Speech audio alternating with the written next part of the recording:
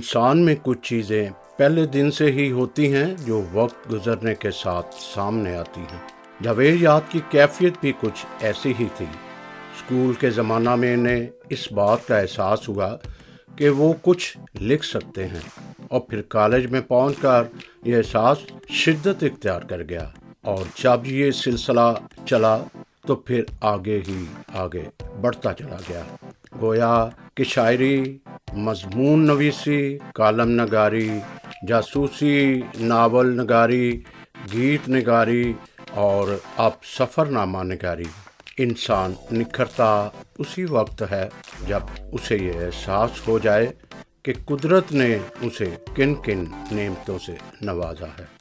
New castle Christian network NCN की अदबी नशिस्त में शमसन जावेद और मेज़बान स्टेला ज़फ़र की जानब से तमाम सुनने और देखने वालों और ख़ुसूसन आज के अदब के रोशन सितारे जावेद याद साहब को खुशामदीद कहते हैं। जावेद याद अपने तखल्लुस याद की तरह दिल और दिमाग में ऐसा घर कर जाते हैं कि उनसे दूर रहना मुश्किल ही नहीं बल्कि नामुमकिन सा लगता है। मुझे याद है कि 2006 में कोयटा से शाया होने वाला रोजनामा कुंदन का मैं चीफ एडिटर था, और उनका कॉलम बनाम कब सोचेंगे बाकायदगी से शाया हुआ करता था, और वो कॉलम लोगों में बहुत मकबूल हुआ। इनसे सिर्फ फोन पर राब्ता हुआ करता था। हम दोनों में कुर्बत की बड़ी वजह सहाफती और अदबी सरगर्मियां, मसलन कॉलम नगारी, शायरी और क्रिश्चियन राइटर गिल्ड से वाबस्तगी भी थी। मैं उस वक्त क्रिश्चियन राइटर गिल्ड बलोचिस्तान का सदर था। पाकिस्तान क्रिश्चियन राइटर ने मुल्तान में सालाना इलेक्शन और अवार्ड तकरीब का इनकाद किया, जिसमें मुझे भी अवार्ड के लिए नॉमिनेट किया गया था। यूं 2006 में जावेद याद से मेरी बिल मुशाफा मुलाकात हुई। मेरा क़याम इन्हीं के घर में था। गोया दोस्ती और मेहमान नवाजी का भी लुत्फ उठाया। ये कुर्बत आज तक कायम दायम है। ये खुदा का खास करम उन पर है कि खुदा ने उन्हें सर बुलंद किया है। उनके मुनफरिद सफ़रनामा पत्थर, रेत और पानी ने जिस कदर पजीराई हासिल की है, और उस पर लिखा गया थीसिस ने अदबी दुनिया में उनकी शोहरत को चार चार चांद लगा दिए। अब नई जिम्मेदारी क्रिश्चियन राइटर गिल्ड का सदर बनना बड़ी खुशाइन बात है। मुझे मेरे उस्ताद मोहतरम प्रोफेसर यूसुफ नैयर की याद शिद्दत से आ रही है कि उन्होंने अपनी ज़िंदगी का तवील वक्त क्रिश्चियन राइटर गिल्ड की आबियारी करने और नए लिखने वालों को मुतारफ करवाने में सर्फ कर दी। उम्मीद है कि जावेद याद उनकी तरह क्रिश्चियन राइटर गिल्ड को भी अरूज पर ले जाने में कामयाब हो जाएंगे। हमारी नेक तमन्नाओं और दुआओं उनके साथ हैं। नाज़रीन, इस सहर अंगेज शख्सियत को अगर मैं बयान करता चलूं तो वक्त कम पड़ जाएगा। सुनते हैं इनके रुफ़्क़ाकार के बारे में कि वो क्या फरमाते हैं। शुक्रिया। मैं थोड़ा सा अपना तारुफ करा दूँ। मेरा नाम शफीक अख्तर हुर, एडिटर हफ्तरोज़ा झील मुल्तान। कलम भी लिखता हूँ अखबार में। मेरी अपने अखबार के अलावा भी मुख्तलिफ अखबारों में कॉलम छपते हैं। मैं बात कर रहा हूँ जावेद याद साहब की। जावेद याद एक इल्मी शख्सियत, मुल्तान और पाकिस्तान भर में अदबी दुनिया का एक जाना पहचाना नाम है। तालिब इल्मी के ज़माने से ही शायरी करने और नसर लिखने की तरफ राग़िब थे। अच्छे अशार कहते हैं, अखबारात में कॉलम लिखते हैं, अदीब और सफ़रनामा निगार भी है। हाल ही में मैंने उनका सफ़रनामा मलेशिया और नेपाल और दुबई पर मुश्तमिल है, पत्थर, रेत और पानी, पढ़ा। उनके लिखने का अंदाज, उनके बयानिया और मंजरकशी में एक मुनफरिद अंदाज पाया जाता है। अदबी महफिलों की जान है, खुश तबा मिलनसार शख्सियत हैं। पाकिस्तान क्रिश्चियन राइटर गिल्ड के सदर भी हैं। इनकी मैयत में बैठकर खुशी और अपनेपन का इजहार होता है।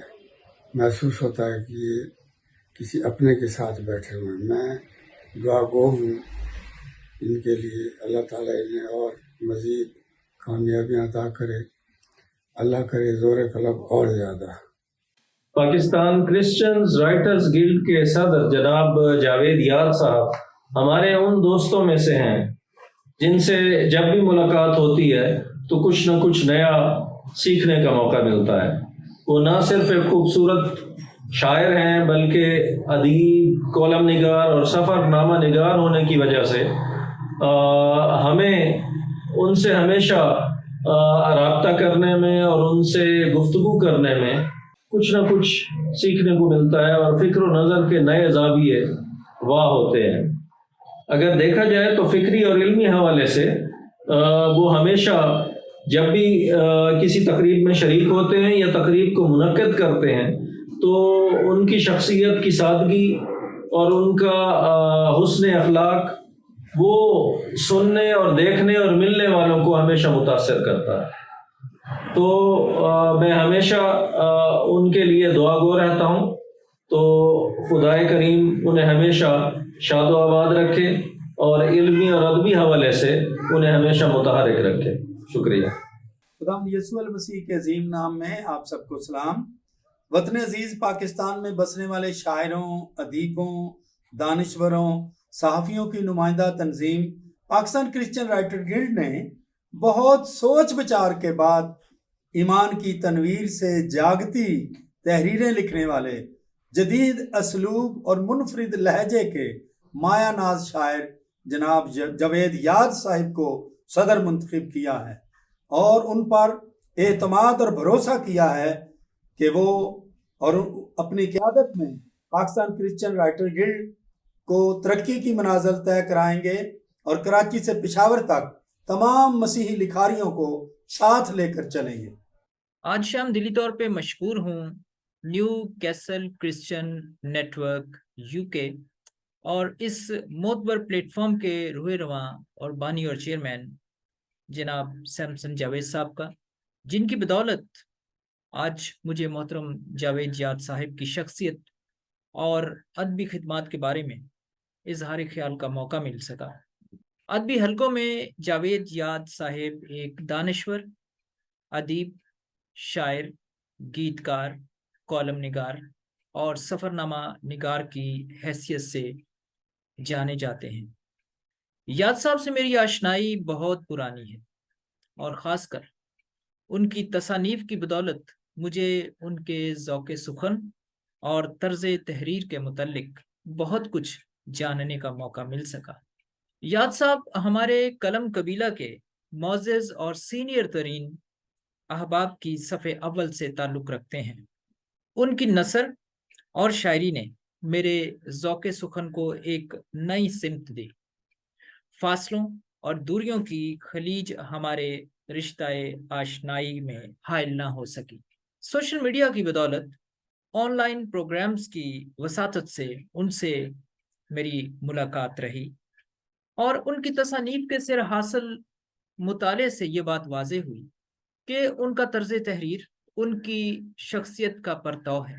जावेद याद साहिब के असलूब और तख्लीक सुखन के बारे में सिर्फ चंद अल्फाज ही मैं उनके खराज अकीदत पेश करने के लिए मैं अदा करूँगा कि उनकी शेरी और नसरी तख्लीकात में मोहब्बत का दर्स है, तकरीम मोहब्बत का पैगाम है, बनीनो इंसान से हमदर्दी का आदर्श है, नफ़रत से नफ़रत करने और प्यार से प्यार के चिराग रोशन करने की दावत है और इंसानों के दरमियान एहतराम व उल्फत की खुश रंग फिजा पैदा करने की तहरीक है। याद के तजुर्बात और मुशाहिदात और अफकार पर मबनी उनकी तसानीफ हमारा अदबी सरमाया है। उनकी चंद एक कुतब का जिक्र करना यहाँ ज़रूरी समझता हूँ। इनमें यस्सु मेरा महबूब और रूहानी गीत और रेडियाई फीचर्स पर मुश्तमिल किताब यस्सु के संग संग उनका शेरी मजमुआ खुली आंख का सपना। और खुली आंख का सपना उनकी तसनीफ के बारे में एक दानश्वर ने क्या खूब उनके बारे में लिखा था कि बंद पलकों के ख्वाब अक्सर झूठे होते हैं, इसीलिए जावेद याद खुली आंखों से ख्वाब देखता है। बहुत खूबसूरत ये बात कही गई थी और मैंने ये मुनासिब जाना कि मैं कोट करूंगा। फिर उनकी अगली तसनीफ अखबारी कॉलम्स का मजमुआ कब सोचेंगे और हाल ही में मंजरे आम पर आने वाला उनका सफरनामा पत्थर, रेत और पानी उनकी काबिल जिक्र तसानीफ में शामिल है। याद साहिब अदबी हलकों में एक मोतबर हैसियत की हामिल शख्सियत हैं। जहां वो एक बुलंद पाया शायर हैं, एक नसर निगार हैं, वहीं वो एक मारूफ अदबी तंजीम पाकिस्तान क्रिश्चियन राइटर्स गिल्ड के नौमुंतखब मरकजी सदर हैं। मैं जावेद याद साहिब को पाकिस्तान क्रिश्चियन राइटर्स गिल्ड मरकज के सदर मुंतखब होने पर मुबारकबाद पेश करता हूं और उम्मीद करता हूं कि उनकी सदारत में और उनके ज़ेर साया ये तंजीम अपनी अदबी खिदमात में अपनी इम्तियाजी पहचान और साख मनवाएगी। इससे पहले कि मैं अपने इजहार ख्याल को मैं वाइंड अप करूं, उनकी किताब खुली आंख का सपना, इसमें से एक गज़ल के चंद इशार आपकी समातों की नज़र करना चाहता हूं। जावेद याद साहब लिखते हैं, एक चेहरे ने मेरी रूह को जुम्बश दी है, एक चेहरे ने मेरी रूह को जुम्बश दी है, माहो अंजम गुले सदरंग की बारिश दी है, माहो अंजम गुले सदरंग की बारिश दी है। क्यों ना इकरार करूं प्यार के इस पैकर ने, क्यों ना इकरार करूं प्यार के इस पैकर ने फिर से एक बार मुझे जीने की ख्वाहिश दी है। और एक शेर आपकी समातों की नजर के, किससे टकराए हैं हम कौन यहाँ आया था, किससे टकराए हैं हम कौन यहाँ आया था, शायद इस बार हवा ने कोई साजिश दी है, शायद इस बार हवा ने कोई साजिश दी है। और एक चेहरे ने मेरी रूह को जुम्बश दी है। इनका सारा कलाम पढ़ने के लायक है और बड़े शौक से पढ़ता हूँ। ये एक मुंतखब गज़ल थी जो आज मैंने सोचा कि मैं इजहार ख्याल में इस गज़ल को कोट करूँगा। और मेरी दुआ है कि ज़ात खुदाबंदी याद साहब के इजहार बयान में इजाफा फरमाए और आइंदा के उनके तमाम प्लान्स के लिए दुआ गो हूँ कि खुदा उनको सेहत, तंदुरुस्ती, उम्र की दराजी दे और अपने नाम के जलाल के लिए और उर्दू अदब की खिदमत के लिए कसरत से इस्तेमाल करे। आमीन। मुझे इस बात की खुशी है कि आज मुझे जावेद याद साहब के बारे में गुफ्तगू करने के लिए जहाँ तक बात मिले हैं, तो जहाँ तक मैं उनकी शख्सियत को जानता हूँ, वो एक मुदब्बर शायर, मुहज़्ज़ब शायर और नर्म मिजाज रखने के मालिक हैं। वो अपनी शायरी में और मज़ामीन में जब अपने ख्यालात को रकम करते हैं तो इंतहाई कोमल और नाजुक अल्फाज का इस्तेमाल करते हैं और यही उनकी शख्सियत का खासा है। मैं ये समझता हूँ कि उनकी शायरी और उनका अदब जो है वो शायद इन लफ्ज़ों के चुनाव और उनके माकूल तरीके से और दुरुस्त तरीके से इस्तेमाल करना ही उनकी कामयाबी का राज है। मैं उन्हें बाहसीयत मरकज़ी सदर पाकिस्तान क्रिश्चियन राइटर्स गिल्ड के मुंतखब सदर होने पर मुबारकबाद भी पेश करता हूँ और मुझे पूरे तौर से यकीन है कि उनकी सरपरस्ती में पाकिस्तान क्रिश्चियन राइटर्स गिल्ड रोज़ रोज़ तरक्की करती, बढ़ती, फलती और फूलती नजर आई और इस तरीके से वो उनकी इस खिदमत के जरिए से वो पाकिस्तान क्रिश्चियन राइटर्स गिल्ड को मजबूत करने में अपना किरदार अदा करें। बहुत शुक्रिया। एनसीएन टीवी के नाज़रीन को आपकी होस्ट एला जफर का सलाम। आज एक बहुत ही खूबसूरत शाम लेके हाजिर हुए हैं। जावेद याद साहब हमारे गेस्ट हैं और उम्मीद करते हैं कि आज का ये प्रोग्राम बहुत ही खूबसूरत रहेगा, क्योंकि जब खूबसूरत शख्सियत हो और खुदा ने इनको बहुत से तोड़ों से नवाजा है, तो यकीनन प्रोग्राम भी बहुत ही अच्छा होगा। मैं बताती चली जाऊं, जावेद जाट साहब किसी तारुफ के वैसे तो मुहताज नहीं है, लेकिन प्रोग्राम की रवायत के मुताबिक हम इनका तारुफ करवाते हैं। तो जावेद जाट साहब के बारे में मैं पहले बताऊंगी कि ये इनके सफरनामे सफरनामा इनका बहुत मशहूर है। इसके अलावा ये गीत निगार हैं और बहुत सी किताबें इन्होंने लिखी हैं। और अगर मैं इनके सफरनामे का जिक्र करूं सबसे पहले, तो पत्थर रेत पानी, जो 4 मुल्कों में नेपाल, दुबई और अबू धाबी और इसके अलावा मलेशिया के बारे में लिखा गया है। और न सिर्फ ये इनका सफरनामा ये मशहूर हुआ, बल्कि यूनिवर्सिटी ऑफ मुल्तान ने, गवर्नमेंट कॉलेज ने यहाँ इन पर एक मुकाला भी तैयार किया और इस पर रिसर्च भी कर रहे हैं, जो कि एक बहुत ही खुश आइन बात है। इसके अलावा इनकी किताबें यस्सु मेरा महबूब और नसरी हाकों पर जो मुश्तमिल थी, इसके अलावा खुली आंख का सपना, अदबी गजलें और 2006 में तेरी किताब यस्सु के संग रूहानी गीतों पर मुश्तमिल थी। आजकल वो मरकजी सदर क्रिश्चियन राइटल गिल्ड के हैं और इसके अलावा भी बहुत सी खिदमात कर रहे हैं और बहुत सारा काम कर रहे हैं। तो आइए चलकर आज जावेद जाट साहब से सुनते हैं कुछ इनकी कहानी, इनकी जुबानी। जावेद जाट साहब, बहुत शुक्रगुजार हूँ आपकी कि आपने अपने कीमती वक्त में से हमें वक्त दिया। तो सबसे पहले बताएं कि एनसीएन टीवी पे आके कैसा लगा आपको? बहुत शुक्रिया स्टेला जी। मुझे आज बड़ी खुशी महसूस हो रही है और मसरत महसूस कर रहा हूँ कि आप लोगों के साथ बैठकर मैं बातचीत कर सकता हूँ, आपको मिल सकता हूँ, गुफ्तगू कर सकता हूँ और मैं समझता हूँ कि ये भी बहुत कम लोगों को नसीब होती है बिल्कुल। ऐसे चैनल पर आने की। सबसे पहले तो मैं शुक्रगुजार हूँ सैमसन जावेद साहब का और उनके टीवी चैनल का, एनसीएस का, कि वो अक्सर ऐसे मौके फ्राहम करते हैं शायरों को, अदीबों को, बल्कि सियासी नुक्ता नज़र से भी बहुत से उनके जो प्रोग्राम्स हैं मुख्तलिफ मौज़ूआत पर होते रहते हैं। और उसके बाद आपका भी शुक्रगुज़ार हूँ कि आपने वक़्त निकाला और आज गुफ्तगू करेंगी मेरे साथ इस चैनल के हवाले से और मुझे उम्मीद है कि बहुत अच्छा हमारा ये जो वक़्त है, जो हमें मिला है चैनल के हम्म। हवाले से अच्छा गुज़रेगा। जी। यकीनन, यकीनन खुदावंद साथ है हमारे। और नाज़रीन, इससे पहले कि मैं प्रोग्राम का बाकायदा आगाज करूं, जावेद साहब से मुलाकात का जो बाकायदा सिलसिला है, हम उनके सवालों जवाबों का शुरू करेंगे। लेकिन सबसे पहले उन लोगों ने जिन्होंने आप जावेद जाट साहब के बारे में अपनी राय दी, उनका भी मैं शुक्रिया करती हूँ।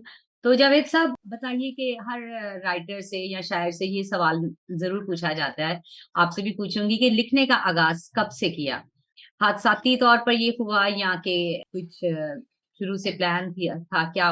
किस तरह शुरू किया? जी, नहीं, मैं ये समझता हूँ कि मैं हादसाती लफ्ज़ जो है ना, उसको मैं समझता हूँ कि वो मेरी ज़िंदगी पर लागू नहीं होता। अच्छा। क्योंकि मैं समझता था कि मैंने महसूस किया कि मुझ में ये बाय बर्थ यानी पैदाइशी तौर पर ही गॉड मुझे गिफ्टेड।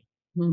जी, गॉड गिफ्टेड आप कह सकते हैं, जो कि वक़्त के साथ ये जो है आगे बढ़ती गई। और इसका एहसास मुझे जो है वो स्कूल की लाइफ़ से ही हो गया।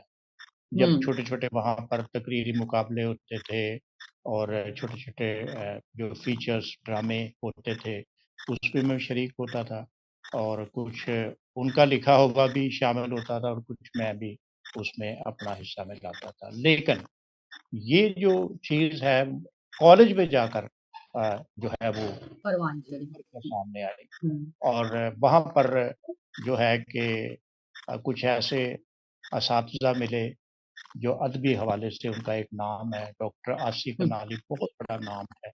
हुँ, हुँ। वो इत्तेफ़ाक से हमारे वहाँ पर प्रोफ़ेसर भी थे और उन्होंने बहुत ज़्यादा फिर मुझे प्रमोट किया मैं कह सकता हूँ और मेरी हम मदद की लिखने-लिखाने में ख़ास तौर पे शायरी के हवाले से उन्होंने बहुत ज़्यादा हुँ। मेरी मदद की और वहाँ पर आप जानती हैं कि कॉलेजेस में और यूनिवर्सिटीज़ में मैगज़ीन्स निकलते हैं कॉलेज के, तो वहाँ भी हमारा मैगज़ीन था, उसमें मैंने लिखना शुरू किया और फिर साथ-साथ अखबारात जैसे कि पुराना अखबार है इमरोज़ में, जंग में छोटे-छोटे कॉलम बच्चों के जो थे सफ़े उनमें भी लिखना शुरू किया।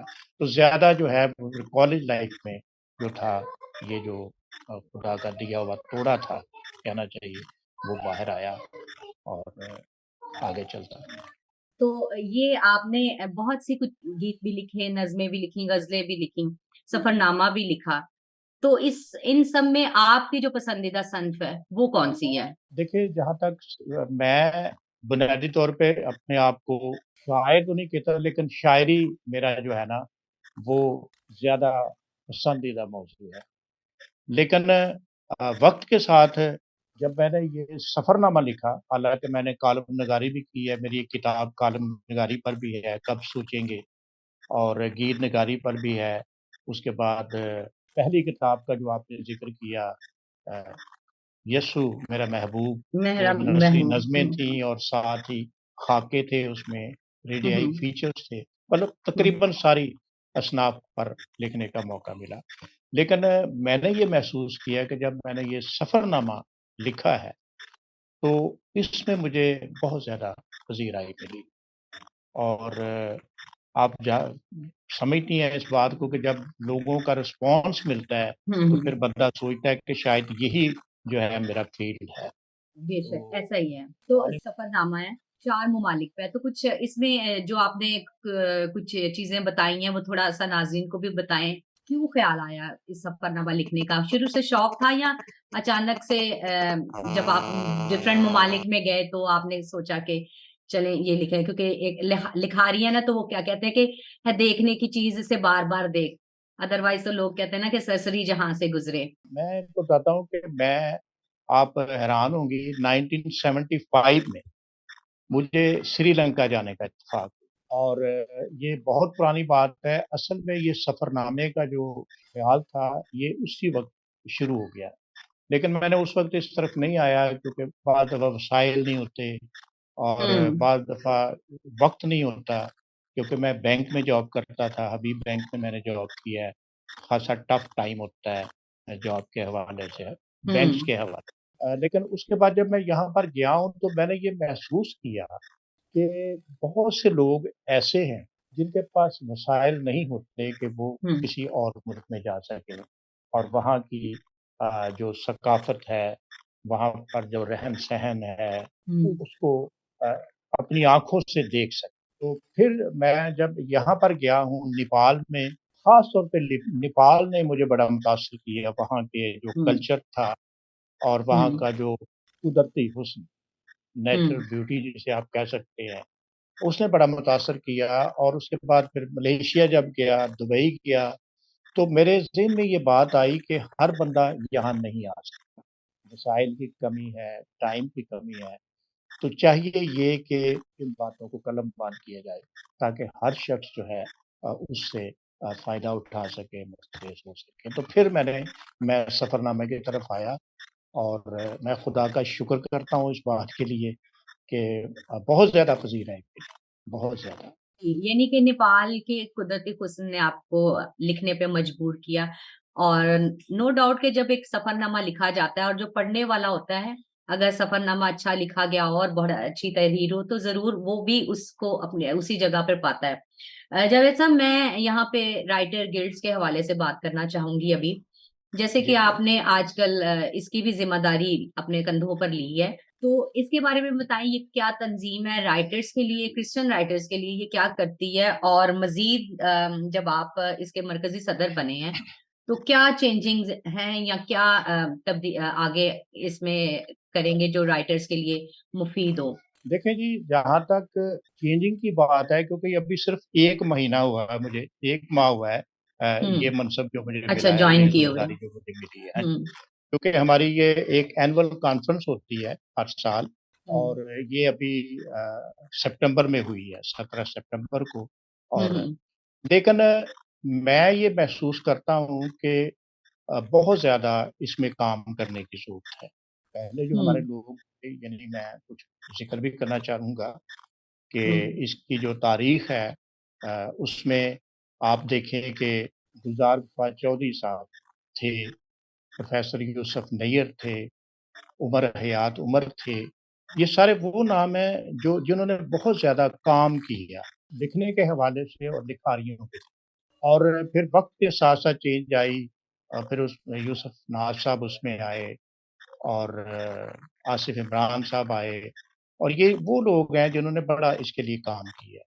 लेकिन गुज़श्ता सालों से मैं ये नहीं कहूँगा कि काम नहीं हुआ, लेकिन कुछ उसमें रुकावटें आती गई जैसे कि 19 में हमारी कॉन्फ्रेंस हुई थी, जो एनुअल कॉन्फ्रेंस होती है और उसके बाद हम रुकावटें ये पड़ी कि कुछ जो था कोरोना 19 में आपको पता है कोरोना 2 साल कोरोना हमारे उसमें ज़ाया हो गए।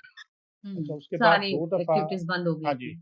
मैं इसलिए ये इतनी दलेरी से बात कर रहा हूँ क्योंकि मेरे पास ये 4 साल से यानी उस वो जो कॉन्फ्रेंस हुई, मेरे पास इसकी सरपरस्ती थी। ये एक हम्म, एज़ाज़ी ओहदा होता है, राइटर्स गिल्ड में सरपरस्ती थी, मरकज़ी। तो हम्म, वो फिर ज़ाया हुए, उसके बाद फिर ये 2 दफ़ा हमने कॉन्फ्रेंस अरेंज की, लेकिन फिर रुकावटें आ गई। जैसे हमारे एक परवेज़ बज़मी आपने नाम हाँ जी, उनका भी आपके सामने होगा। हाँ जी, इंतकाल हो उनकी गया। सडन डेथ हो गई, हमें कॉन्फ्रेंस पोस्टपोन करनी पड़ी। उसके बाद हम्म फिर एक दफ़ा कुछ मौसम के असरात, तो ये वजह से ना ये काफ़ी इसमें गैप आ गया और अब मैं समझता हूँ कि उस गैप की वजह से काफ़ी मुश्किलात भी सामने आई हैं। कुछ दोस्त जो थे वो अलग हो गए, उन्होंने अपने सिलसिले शुरू कर लिए। कुछ हम्म बात आप पता ज़ात की तशहीर भी होती है, आप इस बात को समझती हैं। तो इस वजह से भी लेकिन मैं इन सारी बातों से ख़ाइफ़ नहीं। मैं ये समझता हूँ कि जब आप काम करना चाहते हैं और उसकी मदद माँगते हैं, यानी हम्म अपनी ज़ात पर भरोसा नहीं करते और उसकी मदद माँगते हैं, उसकी रहनुमाई माँगते हैं, तो वहाँ पर लिखा हुआ है कि वो तो अपने तालब को नींद में ही दे नींद में ही देता है। दे देता है, बेशक बेशक। तो मैं उससे माँग रहा हूँ और खुदा ने चाहा और मेरा मुझे पूरा यकीन है कि यकीनन चेंज आएगी क्योंकि मैं अपने मिज़ाज के हवाले से मैं बात करता हूँ कि हम्म मैं सबकी बड़ी तसल्ली से सुनता हूँ, सबकी बड़ी तसल्ली से सुनता हूँ और बातचीत करना चाहता हूँ, एक कदम पीछे हट के मैं बात करता हूँ, मतलब हम्म दूसरे को आगे आने का मौका मिलता है और मैं समझता हूँ कि खुदा ने चाहा तो आने वाले वक़्त में क्योंकि हमारी ब्रांचेज़ जो हैं, मैं बताना चाहता हूँ कि 26 ब्रांचेज़ हमारी थ्रू आउट पाकिस्तान काम कर रही थीं, लेकिन ये जो गैप आया उसकी वज़ह से काफ़ी ब्रांचेज़ जो हैं वो डेड हो गई। अब हम्म मेरी कोशिश ये है कि मैं उन ब्रांचेज़ को दोबारा बहाल करें उनको दोबारा रिफ्रेश करें और कुछ नई ब्रांचेस भी शुरू करें ताकि अच्छे तरीके से काम हो सके। बेशक, खुदावंद करेगा। जावेद साहब, मैं ये पूछना चाहूंगी, आज के दौर में जो हमारा क्रिश्चियन राइटर है और क्रिश्चियन अदब है, आप क्या समझते हैं कि ये किस जगह पे खड़ा है? क्या अगर हम पहले की 2 दहाइयों की बात करें तो उससे इम्प्रूवमेंट है, या अभी कुछ लैग चल रहा है, या सोशल मीडिया की वजह से कुछ तब्दीलियां आई हैं? क्या समझते हैं कि क्रिश्चियन राइटर और क्रिश्चियन अदब जो है वो किस जगह पे आज खड़ा है? मैं समझता हूँ कि जो क्रिश्चियन अदब है या जो लोग आजकल लिख रहे हैं और लिखा जा रहा है, मैं समझता हूँ कि उसमें कोई जमूद नहीं, वो हम्म आगे बढ़ रहा है। और हम्म रोज़-बरोज़ मैं देखता हूँ कि उसमें यानी हमें तरक्की नज़र आती है, कामरानी नज़र आती है और हमारे पास बहुत अच्छे-अच्छे लिखारी अब हैं जो इसको हाँ, मैं यही पूछना चाह रही थी कि क्या अदब के तकाज़ों को पूरा भी कर रहा है, या बस लिखे चले जा रहे हैं? आप क्या नहीं समझते बिल्कुल, हैं?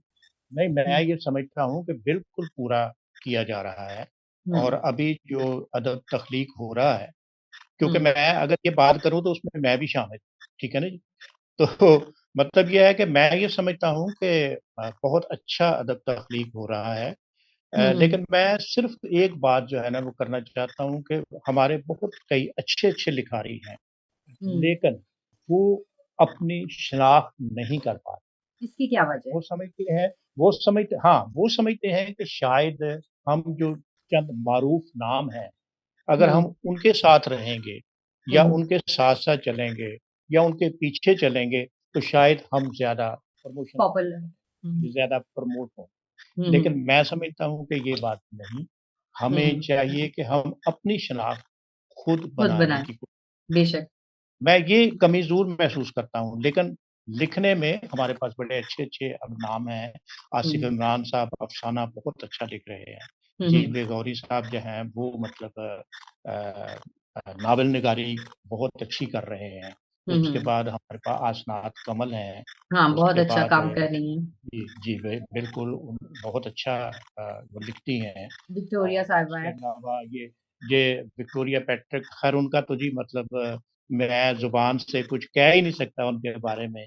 उनकी बड़ी खिदमत हैं और बहुत अच्छा लिखती हैं और सियालकोट में हमारी एक लिखने वाली हैं नुसरत नुसरत जॉन। नुसरत बहुत जॉन अच्छा अफ़साना लिख रही हैं, बहुत अच्छा अफ़साना। यानी हम्म आप देखें कि नस्ल में भी बहुत बहुत खूबसूरत जो हम्म है वो तहरीरें आ रही हैं हमारे पास। तो हम्म ये नहीं, मैं समझता हूँ कि जमूद नहीं है और एक जगह अदब जो है वो खड़ा नहीं है, बल्कि हम्म चल रहा है और तरक्की कर रहा है, आगे बढ़ रहा है। सिर्फ़ मैंने जो हम्म बात पहले की है कि हम कोशिश करें कि अपने आप को थोड़ा-सा नुमायाँ करने की हम्म कोशिश करें और मैं समझता हूँ कि अगर आप में सलाहियतें हैं, तो थोड़ा वक़्त लगता है, थोड़ा वक़्त लगता है और आप यकीनन लोगों की नज़रों में आ जाते हैं, उनकी ज़ुबान हम्म, पर आ जाते हैं और आपका अपना एक मुकाम बन जाता है। सही अच्छा जावेद साहब आपने वैसे तो बहुत से गीत लिखे बहुत सी नज़में शायरी की और किताबें लिखी आइंदा मुस्तकबिल में क्या इरादा है क्या कोई किताब और मंजरे आम पर आ रही है उस बारे में जी, कुछ जी, हमें मेरी बताएं किता मैं बिल्कुल आपने मैं ये अभी बल्कि उसकी कंपोज़िंग वगैरह हो रही है और हम्म उसका नाम आप सुन के थोड़ा-सा शायद हैरान हो, तो उसका हम्म नाम है कि जो भी कुछ है, जो भी कुछ है जो भी जो भी कुछ है। अच्छा अब बताते चले इसमें क्या कुछ है इसमें इसमें मैं एक अगर आप मेरी फ़ेसबुक पे हैं शायद, हम्म मैं एक उसमें एक मैंने सिलसिला शुरू किया हुआ है, हफ़्ते में 2 या 3 दफ़ा मैं लिखता हूँ। एक शेर एक तस्वीर, हम्म एक तस्वीर एक शेर, यानी कोई भी तस्वीर जब आती है तो शेर वारिद होता है और वो हम्म जब वारिद होता है तो बड़ा मतलब खूबसूरत एक बात निकलती है। एक तो बेशक वो सारे अशार उसमें शामिल हैं। इसके अलावा मेरे कुछ दोस्त राय देते हैं और मुझे कहते हैं कि भई आप बेसिकली हमें नज़र आता है कि आप नज़्म के शायर, तो हम्म उसमें बहुत सी नज़्में हैं, आज़ाद नज़्में हैं जो उसमें मैंने शामिल की है और कुछ गज़लियात भी हैं उसमें। तो ये हम्म देखें, खुदा करे कि कोशिश तो है कि end of this year otherwise मतलब हम्म, नेक्स्ट ईयर जून में ये किताब आ जाएगी। हाँ, बिल्कुल और एक बात मैं और आपको बताना चाहता हूँ जी कि जो एक नई बात होगी, ये जो थीसिस लिखा गया है, मुकाला लिखा गया है हम्म सफ़रनामे पर हम्म क्योंकि उसपे बड़ी खूबसूरत और अच्छी बातें हैं। हम्म हिस्टोरिकल भी हैं कुछ फैमिली बैकग्राउंड भी उसमें है और कुछ क्रिश्चियनिटी के हवाले भी उसमें बातें हैं। हम्म तो मैंने उनसे यूनिवर्सिटी वालों से और जो हेड ऑफ़ द डिपार्टमेंट है, मैं उनका भी ज़िक्र ज़रूर करूँगा। डॉक्टर प्रोफ़ेसर अकरम अतीक साहब, वो head of the hmm department हैं जिन्होंने बिहाड़ी से बिहाड़ी में, जी बिल्कुल। और वो उस बच्ची का भी मैं ज़रूर ज़िक्र करूँगा जिसने बड़ी मेहनत की है उस पर राबिया अकबर, वो जिसने ये मतलब सारी हम्म रिसर्च की और तहकीक हम्म की। तो मैं जो बात बताना चाहता हूँ, मेरी ख़्वाहिश है कि ये भी किताबी शक्ल में आए। क्योंकि आप जानती हैं कि जब थीसिस लिखा जाता है तो वो चंद यूनिवर्सिटी में भेज देते हैं, अपने कॉलेज में बिल्कुल रख लेते हैं या हम्म जो मुसन्नफ़ है उसको 1 आध कॉपी दे देते हैं। ठीक है ना जी? हम्म तो मैंने उनसे रिक्वेस्ट की है और उन्होंने मेरी इस रिक्वेस्ट को मान लिया है और उन्होंने मुझे हम्म इजाज़त दी है कि आप इसे किताब की शक्ल में लाएँ, ताकि सब लोगों के पास पहुँचे। तो ये भी मतलब उसमें हम्म है कि ये भी हम्म किताबी शक्ल में आए। ये मेरी बड़ी ख़्वाहिश है। चलिए खुदावंद आपकी ये ख्वाहिश पूरी करे। बड़ी खुशाइन बात है और बड़ा अच्छा लगता है जब इस तरह की मतलब बात सुनते हैं कि आपकी जो तहरीरें हैं वो यूनिवर्सिटी लेवल पर पहुंची और लोग इस पर थीसिस लिख रहे हैं। हमारे लिए भी बहुत खुशाइन बात है। एक सवाल मैं पूछूंगी आपसे कि आजकल के जो नए यंग टैलेंट है, जो हमारे नए नौजवान हैं, लड़के लड़कियां जो भी हैं, उनके लिए आप क्या मशवरा देंगे? आप गीत निगार भी हैं, तो जिस तरह आजकल गीत लिखे जा रहे हैं धड़ाधड़, उनकी कंपोज़िंग भी खुद ही हो रही है, उनकी शायरी भी वही कर रहे हैं, उनको गा भी वही रहे हैं। तो पहले तो ऐसा होता था ना कि लिखता कोई था, कंपोज़िंग कहीं से होती थी, गाने वाला कोई होता था। तो ये शायरी की कौन-सी सन्फ़ आ गई जो हमारे आजकल के दौर मतलब लोगों में एक आ, पॉपुलर होती जा रही है? आपके सवाल में भी आपका जवाब है। आपने एक लफ्ज़ इस्तेमाल किया कि धड़ाधड़ लिखे जा रहे हाँ हैं। और जी। जब कोई चीज़ धड़ाधड़ लिखी जाती है तो फिर उसका म्यार आप खुद ही देख लें कि क्या हो सकता है। हुँ, क्योंकि मैं समझता हूँ कि जब आप मज़हबी गीत लिखते हैं, फिर आपको ये समझने की ज़रूरत है कि उस मज़हब की रूह क्या है? जिस्म तो बात की बात है, उसकी रूह क्या है जो आप लिख रहे गहराई हैं? में जाने की भी ज़रूरत है। क्या वो मतलब आपने उसको पढ़ा है? आपने उसको उसकी रूह को समझा है कि आप गीत लिख रहे हैं, नंबर 1। और हुँ, उसके बाद दूसरी बात ये है कि बहुत ज़रूरी है कि मौसीकी और शायरी दोनों ही जब उनका आपस में कॉम्बिनेशन होता है तो पहले उसका एक हसीन इम्तिज़ाज जब बनता है, तो फिर वो हुँ। जो है ना वो गीत पॉपुलर भी होता है, लिखता है। मुझे याद है देर-पा भी होता है। हुँ, हाँ जी, मैं बताता हूँ मुझे याद है कि जब मैंने गीत लिखने शुरू किए, हुँ, तो हमारे एक दोस्त थे, सीनियर थे बहुत हमसे, मैं तो उस वक़्त बैंक में था, एनजीओ। तो वो कंपोज़िंग करके पहले ले आए। ये देखें ये भी एक कंपोज़िंग करके ट्रेंड है। पहले हाँ ले जी, आए बिल्कुल। और हुँ, आप देखें ये फ़िल्म इंडस्ट्री में जब गीत लिखे जाते थे ना, तो जो मौसीक़ार है वो धुन पहले बना के लाते और हुँ, फिर वो बैठा देते हैं उसको शायर को। गुलकार को कहते हैं कि हुँ, इसके मतलब शायर हुँ, को भी गुलकार को भी। हुँ, तो वो गीत मुझे याद है कि नूर फलक से चमका, चमका सितारा देखो चमका। तो हुँ, उन्होंने धूम लगाई कहने लगे भई आ जाओ बैठ जाओ, जावेद बैठ जाओ और इस पर बोल लिखो और मैं आप यकीन करें कि वो गीत जिस जिस साल लिखा गया, यहाँ वो कॉम्पिटि क्योंकि बड़े उस वक़्त अब भी होते हैं लेकिन उस वक़्त तो कॉम्पिटिशन बड़े होते थे ग्रुप्स की शक्ल में, क्वायर्स की हुँ, शक्ल में और वो तकरीबन पूरे शहर में 4 जगह क्रिसमस पर कॉम्पिटिशन हुआ, 4 जगह से उसने फर्स्ट प्राइज़ और यही था कि नूर फलक से चमका, चमका सितारा देखो चमका। और हुँ, आगे जो बोल थे वो भी इसी तरह के अर्श से बरसे फूल हैं चुन लो, फर्श पे रहने वालों से। मैं समझता हूँ कि बहुत ज़रूरी है कि आप उसकी रूह को समझें, फिर ही हुँ, आप गीतों की तरफ आएँ। हुँ, ये मैं भी देख रहा हूँ, मैं भी सुनता भी हूँ, देखता भी हर दूसरा बंदा ये कर रहा है और बस गाए जा रहे हैं, धड़ाधड़ ढाई गाए हज़ार। जा हुँ, रहे बिल्कुल। सर हैं। इसीलिए तो जो पुराने ज़बूर हैं और जो भी गीत है वो देर-पा हैं, हर डिनोमिनेशन में गाए जाते हैं और जी, आजकल जी। तो रात को बनते हैं और सुबह खत्म हो जाते हैं, तो यही है सिलसिला।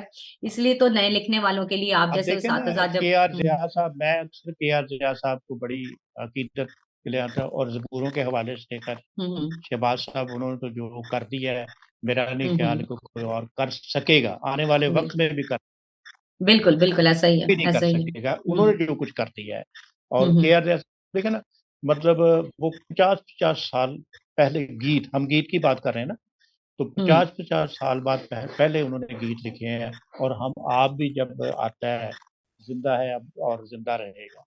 बिल्कुल, सदाबहार ना। मेरा मुंजी प्यारा या वो मुर्दों में मत ढूँढो हुँ, उसको। ये देखिए बिल्कुल।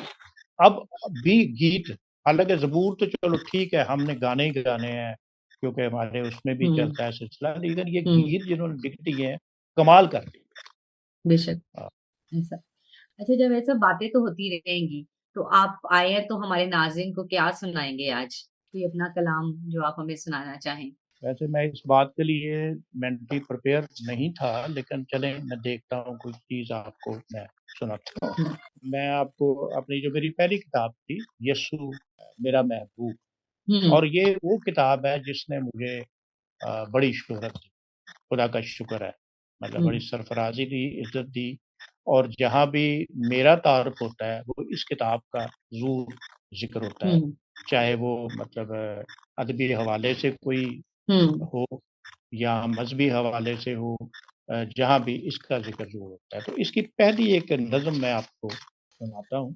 ये सबसे पहली नज़्म इसमें है कि मैं आज खुश हूँ कि आज के दिन यीशु से मेरी मुलाकात हुई।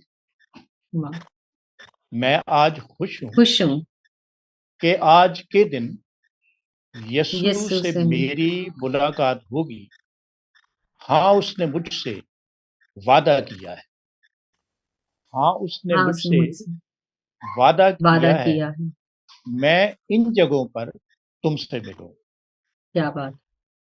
मोहब्बत, अख़ुव्वत से लबरेज़ दिल में, सर्दी से ठिठुरे हुए नंगे तन पर। हम्म मोहब्बत, अख़ुव्वत से लबरेज़ दिल में, सर्दी से ठिठुरे हुए नंगे तन पर और भूख से बिलबिलाते हुए बेसहारा सरों पर, हम्म बीमार के पास, बेवा के घर में हम्म चुपके से आना मुलाकात। क्या क्या बात है, बहुत खूब, जबरदस्त, बहुत खूब। जावेद याद साहब, मैं आपसे ये पूछना चाहूंगी कि ये जो याद है, ये क्या आपका तखल्लुस है, क्या सोच के रखा था, या वैसे ही नाम है कोई हाँ, मैं समझ सकता हूँ कि आप क्यों ये सवाल कर रही हैं। इजाफा। असल में ये बगैर सो सोचे समझे बगैर रखा गया। क्योंकि मैं ये बड़ी पुरानी बात है, जब मैं कॉलेज में था, तो एक डाइजेस्ट निकलता था अदाबर्स। मैं बताना चाहता हूँ कि उस वक़्त बड़ा दौर था इनका, अदाबर्स, कामर्स, उसके बाद जासूसी डाइजेस्ट, सबरंग। रिवाज था नावल ये पढ़ने का। हाँ जी, हाँ जी। तो उसमें अदाबर्स में भी मैंने लिखा और उसमें एक उस वक़्त लिखते थे आज़म याद, आजम तो याद, मुझे वो बड़ा अच्छा लगा, तो बस मैंने भी रख लिया। यानी ऐसा नहीं है कि किसी की याद में रखा हो, हाँ क्योंकि जी, जी, जी, मैं वही वजह कि शायरी किसी और की याद में, आशिकी और याद और क्योंकि वो इसका बड़ा दौर ऐसा ताल्लुक है था, ना। वो वक़्त ऐसा था कि उस वक़्त तक किसी की याद आई नहीं। आई नहीं, अच्छा। जी। सही। मैं चाह रहा था कि याद साहब से ये ज़रूर पूछा जाए कि हमारे जूनियर जो लिखारी हैं, शायर हैं, तो उनको बड़ा गिला है कि सीनियर जो हैं उन्हें कोई पजीराई नहीं देते। या इस तरह की बहुत सारी शिकायतें आती हैं कि उनको गाइडलाइन नहीं देते, उनकी काबिलियत को जो है वो तस्लीम नहीं करते। तो मैं जो है साहब, आप क्या इसके बारे में कहते हो कि आपका तजुर्बा अ, है क्या? शम्स साहब, मैं इसका जवाब पहले भी थोड़ा-सा हो गया है कि हम लोग तो 40 सीनियर्स के पीछे रहे। अगर आप देखें तो हम नज़र यही आता है कि हम तो 40 सीनियर्स के पीछे रहे। हम और अपने इतनी। आप को तो कभी भी सोचते नहीं कि हम सीनियर हैं। और ये मैं समझता हूँ कि ये एक ऐसी बात है कि जो हमें भी वक़्त के साथ सीनियर बनाती है, ठीक है ना? ये साहब, तो अब ना असल में थोड़ा वक्त चेंज हो गया है। वक्त चेंज हो गया है तो जनरेशन गैप तो आ ही जाता है। चाहे कुछ अदब में भी जनरेशन गैप आया, बड़े शेबो फराज, बड़ी जिद्दत पसंदी आ गई है। पहले तो कहते थे ना दीवारों में कान होते हैं दीवारों के, तो अब तो प्रैक्टिकल शायरी में भी दीवारों का कान को बड़ा फरोग मिल रहा है। अ, अब जो बात आ गई है ना, ये सीनियर्स होने की और जूनियर होने की, असल में हमारा अलमिया ये है कि हर बंदा अपने आप को सीनियर समझने लगा है। सीनियर उस्ताद होता नहीं, समझता लेकिन है। सीनियर समझने लगा उस्ताद, हाँ। है। हाँ, कई जगहों पर मैं भी ये हमाकत करता हूँ। लेकिन ये है कि ये नहीं, जो सीनियर्स हैं, हमें उनका अभी मैंने बहुत से नाम लिए हैं और मैं उनको फ़ॉलो कर रहा हूँ। जैसे कि अब देखें, आप जानते हैं कि पाकिस्तान क्रिश्चियन राइटर गिल्ड को बामे अरूज तक पहुँचाने वाले प्रोफ़ेसर यूसुफ नैयर साहब हैं, और लोग भी हैं। मतलब जैसे पहले और भी मैंने नाम लिए हैं, महमूद शम्स साहब हैं, आसिफ इमरान साहब हैं, यूसुफ नाज साहब हैं और बहुत से हैं। लेकिन मैं कहता हूँ कि प्रोफ़ेसर यूसुफ नैयर साहब ने जितना काम किया है पाकिस्तान क्रिश्चियन राइटर्स गिल्ड के लिए, और उनके हवाले से या उनकी वजह से जो लोग क्रिश्चियन राइटर्स गिल्ड में आए और वो काम कर रहे हैं, तो हमें उनका एहतराम करना है, हमें उन्हें फ़ॉलो करना है।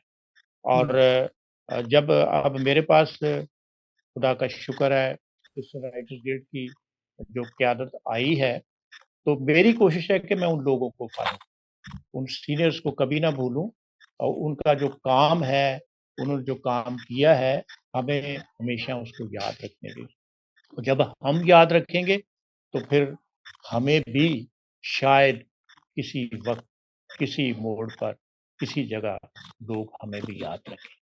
बेशक। क्योंकि मैं हमेशा कहता हूँ कि जब हम कोई काम करते हैं ना, किसी के लिए काम करते हैं, तो वह हम किसी के लिए नहीं करते, हम अपने लिए करते हैं। और एक वक़्त आ जाता है कि हमें वो उसका रिटर्न मिलता है। तो रिटर्न इसी सूरत में मिलेगा कि हम अपने सीनियर्स की कदर करें, उनका एहतराम करें, उन्होंने जो काम किया उसकी इशाअत करें और हमें खुद जो है वो टाइम मिल जाए। या साहब मैं एक और बात पूछना चाह रहा हूँ, बल्कि स्टेला आप भी पार्टिसिपेट ज़रूर करें। जी, आपके जी। भी हस्बैंड ज़फ़र इकबाल गिल साहब बड़े गॉस्पेल सिंगर हैं, बहुत खूबसूरत गाते हैं, दुन्ने हुँ, बड़े कंपोज़र हैं।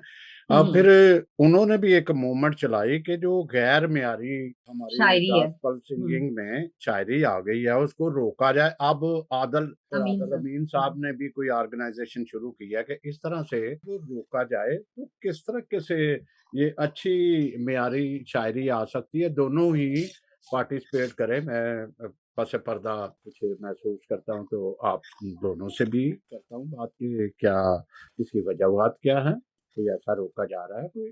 सर मेरे ख्याल से ये होना चाहिए क्योंकि मैंने जैसे बात की कि आजकल जो हमारी अगर अगर हम अपने मसीही अदब की बात करें, शायरों की बात करें तो वो बहुत ज़्यादा है और इस्लाह लिए बगैर तो कोई भी चीज़ नहीं होनी चाहिए।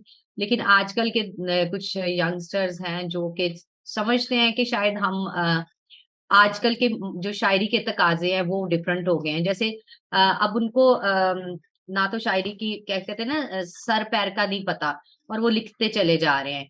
और जब उनसे हम कोई मंझा शायर या कोई बात करे डेफिनिटली वो ऑब्जेक्शन ही करेगा। वो इस बात को मानने के लिए तैयार नहीं है। तो इस सिलसिले में हमारे पास्टर साहिबान का भी किरदार होना चाहिए। हमारे शोरा हज़रात जो मतलब लिखने वाले हैं, अच्छे लिखने वाले हैं, उनका भी होना चाहिए कि इस चीज़ को रोका जाए। आपकी बात बिल्कुल ठीक है, इस सिलसिले में तहरीक चलाई भी जा रही है, ताकि जो एक अदब सामने आए, मसीही शायरी सामने आए, मसीही गीत सामने आए, वो पूरी दुनिया में सुने जाते हैं, चैनल्स के तवसत से आजकल हर चैनल्स पे लगते हैं। तो ये हमारे लिए बाइसे शर्मिंदगी ना बने बल्कि बाइसे फ़ख्र हो, कि इसमें इस तरह की वर्डिंग्स ली जाए या तो फिर आप लिखें ही ना। अगर आपको मसीही गीत मतलब नहीं है तो आप लिखें ना, आप दूसरा काम करें। लेकिन अगर है तो इसमें असातिज़ा को आगे आना चाहिए मेरे ख़्याल में, ये ताकि अपने अदब को बचाया जाए और लोगों को सिखाया जाए।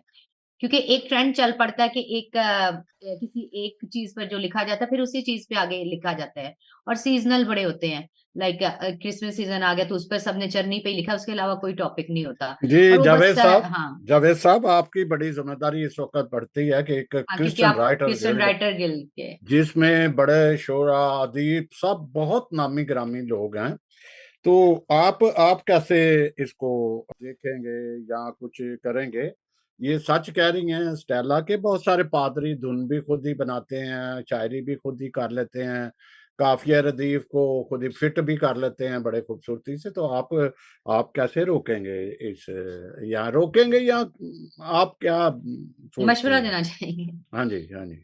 हाँ, नहीं रोकना तो कोई इतना आसान काम नहीं है, जी, जी। लेकिन इसकी तरबियत करनी मैं समझता हूँ कुछ इससे आसान होगी।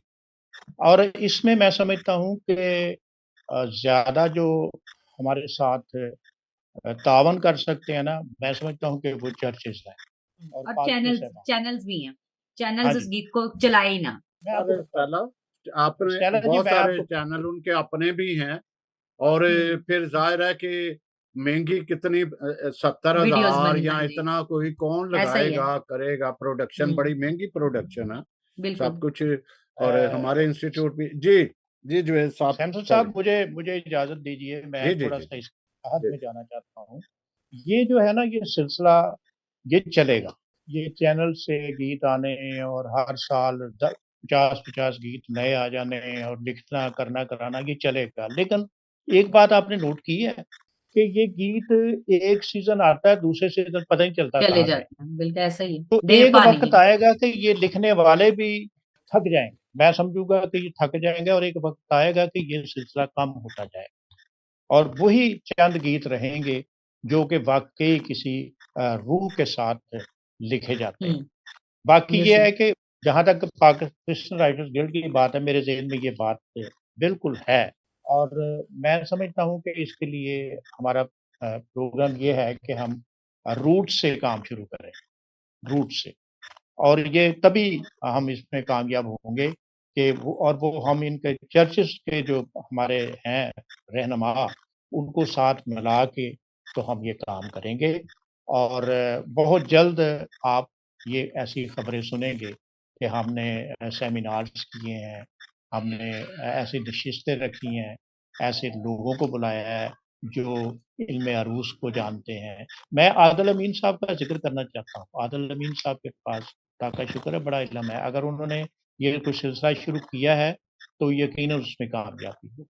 और भी हमारे पास बहुत से ऐसे लोग हैं, जो इस बात को समझते हैं और ज़रूरी है कि आने वाली जनरेशन जो नई है उनको इसकी बेस बताई जाए, लिखने की बेस बताई जाए और पास्टर साहबान को साथ मिला के जो हमारे मज़हबी रहनुमा हैं उनको बुला के उनको कहा जाए कि वो इन्हें बिब्लिकली जो है ना वो बताएँ कि इस ये जो लफ्ज़ आप इस्तेमाल कर रहे हैं या ये जो फ़िक्रा आपने इस्तेमाल किया है, ये किस हद तक दुरुस्त है। तभी हुँ, इसमें चेंज आएगी और खुदा ने चाहा तो ज़रूर आएगी। हम इस पर हुँ। वर्क कर रहे हैं क्योंकि वाक़ई आप यकीन करें, गीत ऐसे-ऐसे सुनने का मौका मिलता है, दिल करता है कि वो उसको बंद कर दिया चैनल बंद कर दिया जाए।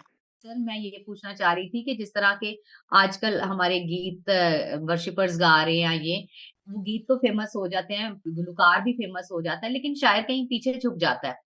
इसकी क्या वजह है? शायर तो हमेशा ही वैसे पीछे ही छुपा रहता है, बैकग्राउंड में ही काम करता है और वो जब एक गॉस्पेल सिंगर को बुलाया जाता है, तो वो कभी भी नहीं शायर का ज़िक्र करता या बहुत कम ऐसे होते हैं जो हैं। तो जितनी पज़ीराई उस वक़्त सिंगर को मिल रही होती है, वर्शिपर्स को मिल रही होती है, उ उससे ज़्यादा मतलब उससे ज़्यादा शायद मेरे ख़्याल में जिसने वो गीत लिखा है उसका भी हक़ होता है। तो ऐसा क्यों नहीं होता कि हमारे लोग शायरों को एक तरफ पीछे लगा के वो क्या कहते हैं ना, उनको कुछ नहीं ना तो कोई फाइनेंशियली ना कोई वैसे, तो ये इस सिलसिले में भी कुछ होना चाहिए। बिल्कुल, मैं इसकी भी थोड़ी-सी वज़ाहत करूँगा क्योंकि हमने क्रिश्चियन राइटर्स गिल्ड में भी ये बात देखी है। अब जिनके पास वसाइल हैं, उनकी 10 किताबें छप जाती हैं। लेकिन हमारे पास इतने अच्छे-अच्छे लिखने वाले हैं, जैसे हमारे परवेज़ बज़मी साहब थे, बहुत अच्छे शायर भी थे, मौसीक़ार भी थे, गीत निगार भी थे, लेकिन उनका कोई मजमूआ नहीं आ सका। और अब हमें जो प्रॉब्लम होती है, क्रिश्चियन राइटर्स गिल्ड जब हम एनुअल कॉन्फ्रेंस करते हैं और ख़ास तौर पे मरकज़ में आपको मरकज़ में जो लोग आते हैं, हमने एक हुँ, शर्त रखी हुई थी कि जी मरकज़ में जो बंदा आएगा, वो हमें कंट्रीब्यूशन देगा एनुअल कॉन्फ्रेंस के लिए और लास्ट लास्ट टाइम था 10 10,000 हर जो मरकज़ का है, वो उसमें करेगा। अब मैं आपको क्या बताऊँ कि कुछ लोग कॉन्फ्रेंस से पहले ही मरकज़ वालों ने रिज़ाइन कर दिए कि कुछ ना कुछ बहाने करके कि हम नहीं आ सकते। उसकी रीज़न क्या थी? उसकी रीज़न ये थी कि अफ़ोर्ड नहीं कर सकते। हालाँकि बहुत अच्छे लिखने वाले, बहुत अच्छी शायरी करने वाले, नसर निगार। तो अब हम उसका भी कोई हल देख रहे हैं कि वाक़ई जो लोग अच्छा लिखते हैं, उन्हें हमें सपोर्ट करना है हुँ। और उनको आगे लाना है। उनकी उनकी किताबें चाहे हम मतलब इंतखाब की शक्ल में लाएँ या कैसे लाएँ, उनको हमें सामने लाने की ज़रूरत प्रमोट है। करना, बिल्कुल क्योंकि ऐसे हम ही है। मैं समझता हूँ कि जो अच्छे लिखने वाले हैं, हुँ, वो अक्सर गुर्बत का शिकार हुँ, हैं। मतलब मैं ये खुल के बात कह रहा हूँ कि हुँ। जो अच्छा लिखने वाले हैं, वो गुर्बत का शिकार हैं और जिनकी वजह से वो पीछे रह जाते और हैं। जावेद वो साहब जब ये आगे नहीं मुशायरे करवाए जाते हैं, तो यहाँ पे भी एक ज़्यादती हो जाती है कि या तो फिर ऐसा शायर जो मतलब साहिब सदर है या कुछ उसको तो लेकिन वो जो बेचारा अपना किराया लगा के आ रहा है या किसी मुश्किल से होके मेरे ख्याल में इसकी हौसला अफ़ज़ाई सिर्फ़ वाह-वाह या तालियाँ भी हैं डेफ़िनेटली, जी, जी। लेकिन कुछ ना हुँ, कुछ देना चाहिए। और अभी जिस तरह सीज़न आ रहे हैं, मुशायरे मतलब चैनल्स पे भी होंगे, निजी तौर पे भी होते हैं, तो इसके लिए भी हमें कुछ ना कुछ स्टेप लेना चाहिए ताकि देखिए एक शायर अगर वर्शिपर है या दूसरे लोग हैं पास्टर साहब उनको, तो एक शायर को भी इतनी होनी चाहिए एक ब्लेसिंग के तौर पे या कुछ भी थोड़ा-सा, ताकि उसको भी पता चले कि मैंने भी कुछ अच्छी शायरी की है। जी, बिल्कुल जी, ये सारी बातें ज़हन में हैं, खुदा करे मौका मिले। क्योंकि अब देखें कॉन्फ्रेंस जब हम एनुअल कॉन्फ्रेंस करते हैं, तो बहुत से लोग उसमें नहीं आ सकते। उसकी रीज़न हुँ, है कि उन्होंने किराया खर्च करके आना होता है और वहाँ हुँ, भी फिर हम कहते हैं जी कुछ कंट्रीब्यूशन दें क्योंकि अगर 2 दिन की कॉन्फ्रेंस है, तो उसमें मतलब सारा अरेंज करना पड़ता है। दूसरा तो बहुत से लोग बेचारे आ ही नहीं सकते, हालाँकि बहुत अच्छे लिखने वाले। तो इसका भी हल कर रहे हैं, खुदा करे कि नेक्स्ट ईयर जब ये हो तो हुँ, इसमें काफ़ी चेंज आपको नज़र आएगा और ज़रूर हम करेंगे, खुदा ने चाहा। और इसके लिए हम मेरे ज़हन में जो है कि हम फंड रेज़िंग जो है ना बहुत ज़रूरी है। सिर्फ़ ये नहीं कि जी कॉन्फ्रेंस आ गई है तो इकट्ठा करो तो कॉन्फ्रेंस कर लो, नहीं, हुँ, ये बाकायदा तौर पे हमें फंड रेज़िंग के लिए काम करना पड़ेगा। बिल्कुल। और ये बहुत ज़रूरी है और ये उन लोगों के लिए होगा जो अफ़ोर्ड नहीं कर सकते और अच्छे लिखने वाले। मेन बात है हुँ, कि अच्छे लिखने वाले हैं। मेरे मेरे मुल्तान में मैं उनका ज़िक्र नहीं करूँगा, बड़े अच्छे अफ़साना निगार, बहुत अच्छे अफ़साना निगार हैं, लेकिन आज तक उनकी कोई किताब मंज़र-ए-आम पर नहीं आ सकी, इसलिए कि वो फाइनेंशियली स्ट्रॉन्ग नहीं है। स्ट्रॉन्ग हुँ, जी, और इसी तरह और भी बहुत से तो हमें ये सोचना पड़ेगा, देखना पड़ेगा और एक-दूसरे के मशवरे से आगे चलेंगे और खुदा ने हुँ, चाहा तो जी कुछ तब्दीली आएगी। और यही वजह है कि हम जब अपने मतलब अपने माहौल में मुशायरे करते हैं, तो बहुत कम लोग उसमें शरीक होते हैं। लेकिन हुँ, अब वही लोग जब किसी और जगह को मुशायरा होता है जहाँ लिफ़ाफ़े मिलते हैं, लिफ़ाफ़ा समझते हैं ना आप? हाँ, बिल्कुल ऐसा ही है। तो वो जी, वहाँ जाते हैं। जाना उनकी पसंद नहीं करते। मजबूरी है, उनकी मजबूरी है, ये नहीं कि वो हमारे प्रोग्राम में आना नहीं चाहते, वो आ ही नहीं हुँ, सकते। इस बात को सामने रखना। हुँ, तो खुदा करे चेंज आएगी वक़्त के साथ और ये सारी बातें ज़हन में हैं और मिल के हम ये सारा सिलसिला करेंगे। मेरे ज़हन में एक चीज़ आई थी जी, जी। कि ये एक शायर, अदीब, अदबा ये अमन के सफ़ीर समझे जाते हैं। और क्या ये जो बदलते हालात, जिस तरह के हालात, बड़े ख़तरनाक किस्म के हालात, अमन नहीं है, खौफ और हरास है, क्या हमारे अदीब शायर एक इसमें अमन के लिए, प्यार और मोहब्बत के लिए कुछ लिख रहे हैं, इनको बदलते तकाज़ों को पूरा कर रहे हैं? ये मेरे ज़हन में बहुत काफ़ी अरसे से आती ये आ रही थी बात कि कैसे इसको लिखना चाहिए। मोहब्बत के सॉन्ग आने चाहिए, अमन के लिए कुछ ना कुछ करना चाहिए। तो क्या हमारे अदीब, शुअरा इस तकाज़ों को पूरे कर रहे हैं? अच्छा सैमसंग साहब अ, चले मैं इसका जवाब देता हूँ, लेकिन मैं पहले आपसे सवाल करना चाहता हूँ। जी। मैं समझता हूँ कि बहुत से कॉलमिस्ट हमारे पास हैं, लेकिन सैमसंग जावेद का एक अपना अंदाज़ है कॉलम्स लिखने का और मेरा ख़्याल है ज़्यादा नहीं तो मेरा ख़्याल हज़ारों में आप कॉलम लिख चुके हैं। 5000 तकरीबन। जी, जी, देख लें। अच्छा, तो मैं आपसे गुज़ारिश करना चाहता हूँ कि अभी तक आपकी किताब क्यों नहीं है? किताब आनी चाहिए और मेरे ख़्याल में आपके पास खुदा ने कुछ ना कुछ मसाइल दिए हैं, सिर्फ़ आपकी मसरूफ़ियत इतनी ज़्यादा है हाँ जी, बस वही वही आड़े मैं आ गई समझता है। हूँ, कुछ मसरूफ़ियत इतनी ज़्यादा है कि हफ़्ते में आज 4-4 प्रोग्राम आप कर रहे हैं और मुख्तलिफ़ क्योंकि मौज़ूआत अखबार भी पर चला बात रहे हैं ना, कर वो रहे भी हैं। तो इसमें ही आ जाता है इसमें। हाँ, तो आप लाएँ ताकि दूसरों के लिए भी और मुझे इस तरफ लाने वाले कौन हैं? स्टेला जी, मैं आपको बताना चाहता हूँ कि सैमसन जावेद साहब जब पाकिस्तान में थे, तो इनका अखबार निकलता था कुंदन, क्वेटा से और ये जो बुक है, कब सोचेंगे, ये इन्हीं के अखबार जो था, उसमें कॉलम्स मेरे छपते रहे और मैंने इसे फिर बाद में किताबी शक्ल दे दी। तो तो जी मेरे कहने सैमसन का साहब आप मकसद कब ये है सोचेंगे? हाँ, आप कब आप सोचेंगे? बड़ा अच्छा आपने सवाल कर दिया है। हुँ, मैंने बाकी शुरू ये है कि में जहाँ तक देखें इस वक़्त पूरी दुनिया और हमेशा ही ये बात रही है लेकिन अब तो बहुत ज़्यादा हो गया है कि वाक़ई अमन और सुलह की बात होनी चाहिए बिल्कुल। और वो इसी सूरत में हो सकती है कि अमन पर गीत लिखे जाएँ, हुँ, सुलह पर गीत लिखे जाएँ और मैं आपको बताता हूँ कि ये जो किताब मेरी है ना जी, ये यस्सु के संग-संग, चला ये यस्सु के जी, जी, जी। संग-संग जो जी, किताब जी। है, हुँ, इसमें सारे अमन-सुलह के गीत, बेशक क्योंकि वो तो अमन, पीस मेकर सुलह, था। दोस्ती, अमन।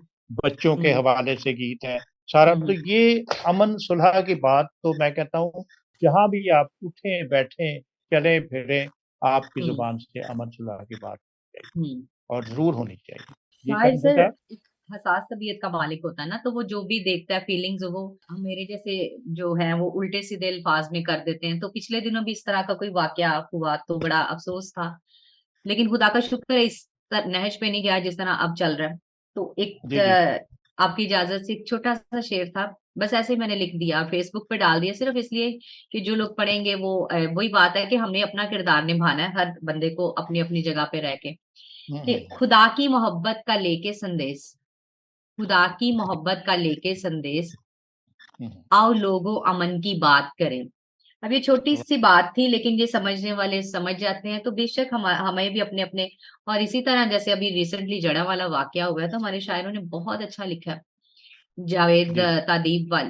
जावेद हैं तादीब जो उनका न उन्होंने बहुत अच्छा अभी रिसेंटली हमने बाकायदा मुशायरे करवाए हैं इस पे आदिल अमीन साहब की हज़ीना-ए-अदब के वसातत से। इसके अलावा हमद कलम से भी हमने इस पे बात किया, असनात कंवल मेरे साथ थी। तो ऐसा है क्योंकि शायर तो एक हसास शख्सियत का मालिक होता है ना, तो वो तो फ़ौरन महसूस कर लेता है, एक आम आदमी से अगर जी, मतलब कंपैरिज़न किया जाए। तो ऐसा तो है, तो बेशक होनी चाहिए और आज के दौर की तो ये ज़रूरत है। बिल्कुल, बिल्कुल। ये बहुत ज़रूरी है जी, ये तो एक मेन जो है क्योंकि हुँ, आजकल आप देखें हर दूसरे दिन कोई न कोई ऐसा इश्यू आता है। हर दूसरे दिन कोई न कोई हम फेस करते हैं ऐसे इश्यू को, तो बहुत ज़रूरी है कि अमन-सुलह बात हो, हुँ, शायरी हो, धुनें बनें और गीत गाए जाएँ। अमन-सुलह हुँ, के बहुत ज़रूरी है। मैं यहाँ ऐड करता जाऊँ एक बात। याद साहब, जब जड़ाला वाक़या हुआ तो आपके मुस्लिम अदीब ज़्यादा थे हमारे साथ, जिन्होंने खूबसूरत मैसेज अमन भाईचारे का दिया जी, जी, कि जी। हमें इस मज़हब से पहले मज़हब से निकलना है, पहले इंसानियत है, ये बहुत ज़रूरी है। अदब हमेशा से उसका एक पॉज़िटिव रोल रहा है, रिस्पॉन्स चाहे भी है, रोल रखा है। जी, चाहे शायरी है, चाहे कुछ भी है। तो क्या इजाज़त चाहें और स्टेला साहबा, कुछ आपके ज़हन में या कुछ जुवैद साहब, कुछ ऐसी बात, क्योंकि आपके कंधों पे एक भारी ज़िम्मेदारी जो है आ गई है कि आप क्रिश्चियन राइटर गिल्ड के एक सरबराह की हैसियत से उनको मोटिवेट करना, ब्रांचें देखना, काफ़ी ज़िम्मेदारियाँ भारी आ गई हैं। तो बात भी मेरा ख़्याल है वहीं राइटर की तरफ ही ख़त्म हो गई। आपकी शख्सियत के बारे में तो हमारे मेहमानों ने बड़े अच्छी बातें की कि आप बड़ी एक सराहियत या एक सहरंगेज़ शख्सियत कह लें। बस ये बातें तो ज़्यादा बहुत सी हैं और बातों का सिलसिला तो ना रुकने वाला है। हुँ। लेकिन और बड़ी अच्छी हमारी ये शाम रही और उम्मीद करते हैं नाज़रीन को भी बड़ी पसंद आएगी। लेकिन चूँकि वक़्त इजाज़त नहीं दे रहा और अभी ज़ाहिर है जावेद साहब अपनी बेपनाह मसरूफ़ियत के बावजूद आए हैं और वर्किंग डेज़ था। वर्किंग डेज़ में तो ये बड़ी हमारे लिए है और क्रिश्चियन राइटर गिल्ड के भी बात करें तो हम दुआगो हैं कि खुदावंद ने जो आपको ये ज़िम्मेदारी सौंपी है, हमें पूरी उम्मीद है कि आप इसको बड़े अच्छे तरीके से निभाएँगे। और यहाँ पे एनसीएन टीवी का भी मैं ज़िक्र करती चली जाऊँ कि हमारा मकसद आपसे मुलाकात करना भी था और साथ ही साथ लोगों को ये बताना आपका जो ये अभी आपने जो ओहदा सँभाला है, इसके तवज्जुह से ताकि लोगों को और ज़्यादा इसके बारे में नॉलेज भी हो और आप खुदा ने चाहा जब अगली दफ़ा आएँगे तो हम देखेंगे कि बहुत ज़्यादा क्रिश्चियन राइटर गिल्ड में जो कि एक ज़वाल की तरफ चला गया था, उसमें इम्प्रूवमेंट भी नज़र आएँगी।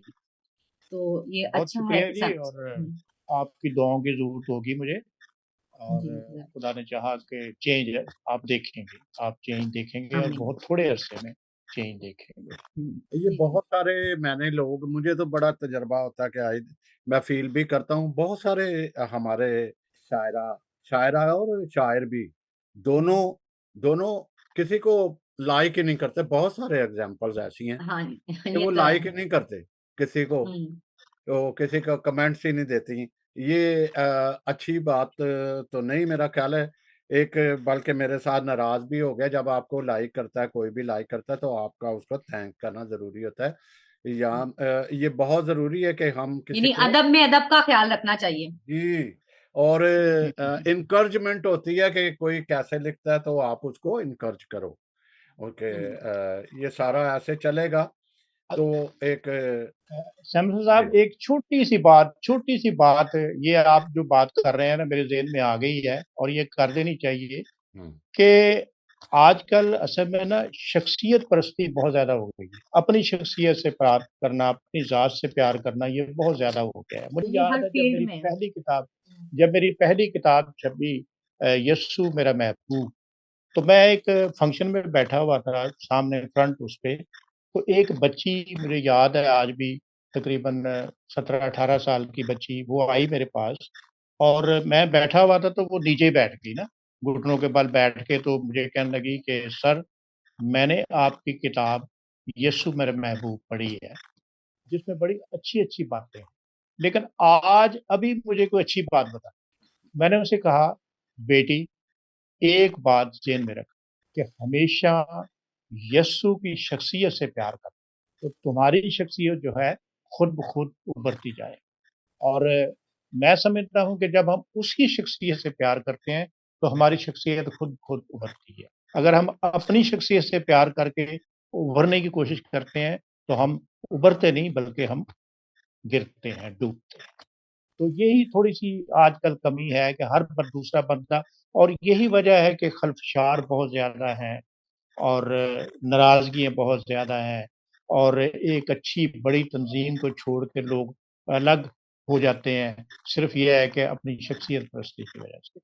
तो मैं ये ज़रूर कहूँगा कि बराए मेहरबानी, और बड़ा आसान है अलग होके कोई नई बात करना या नए सिलसिले पे चल निकलना, लेकिन उसमें रहकर अपनी शख्सियत को मनवाना या अपनी बात को के लिए दूसरों को कायल करना ये मुश्किल काम है। तो हमें मुश्किल काम करना चाहिए ताकि हम इकट्ठे रह सकें, इज्तिमाई तौर पर काम कर सकें और आगे बढ़ सकें। जी, बहुत बहुत ही खूबसूरत बात की आपने। और मेरा ख्याल है इन्हीं बातों से हम सीख के आगे चल सकते हैं, और हमारा ये मोटो होना चाहिए कि हम यीशु की शख्सियत को लेके अपनी शख्सियत को पीछे करके, ताकि फिर ही हम में वो निखार आएगा, लोग हमें जानेंगे और पहचानेंगे। तो प्रोग्राम का वक्त नाज़िम खत्म होता जा रहा है और जावेद जाद साहब हमारे साथ मौजूद थे। बहुत ही अच्छी खूबसूरत बातें हुई और उम्मीद है कि जल्द ही हम इनसे दोबारा भी मुलाकात करेंगे। तो सैमसन साहब, आप भी इजाज़त लें और मेरी तरफ से इजाज़त है। जहाँ भी रहें खुश रहें, अपना बहुत ख़्याल रखें। God bless you all. बहुत शुक्रिया जी, मैं भी एक बार फिर आपका शुक्रगुज़ार हूँ इस बात के लिए बहुत ज़्यादा कि मुझे अपने अंदर की बातें करने का मौका मिला। और जब खुदा ने मुझे एक दिया है, मनसब दिया है कि मैं मतलब अपने लिखारियों के लिए कुछ सोच सकूँ, उनको आगे बढ़ा सकूँ, तो आपने मुझे अपने अंदर की बातें बाहर निकालने का मौका भी दिया। और बहुत से लोग, मैं समझता हूँ कि ये बातें सुन के तो यकीनन अ, मेरे साथ हमदर्दी करेंगे और साथ हम मिल के काम करके आगे बढ़ेंगे। बहुत शुक्रिया आपका। आपका भी, सैमसन जावेद साहब का भी, और एमसीएन टीवी बहुत चैनल। नवाज़िश। जी, थैंक यू।